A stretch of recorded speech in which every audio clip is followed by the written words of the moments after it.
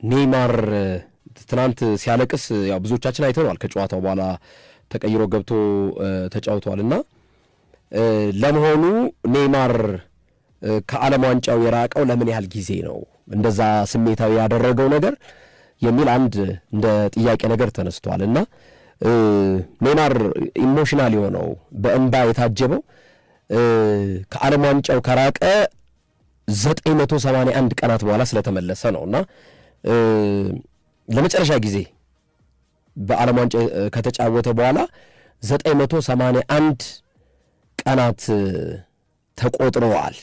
ለዛ ነው በዛም ከነዚህ ያል ቀናት በኋላ ተመልሶ ዓለም ዋንጫው ላይ የብራዚል ማሊያ ለብሶ መጫወቱና እድሜው አበቃለት። ከዚህ በኋላ ኔይማር አገልግሎት አይሰጥም እዛው ሳንቶስ ባለው ጫማውን ሊሰቅል ተቃርቧል እየተባለ በሚነገርበት ሰዓት ላይ ገብቶ ስለተጫወተ ነው ስሜት እንዲኖረው ያደረገው ማለት ነው።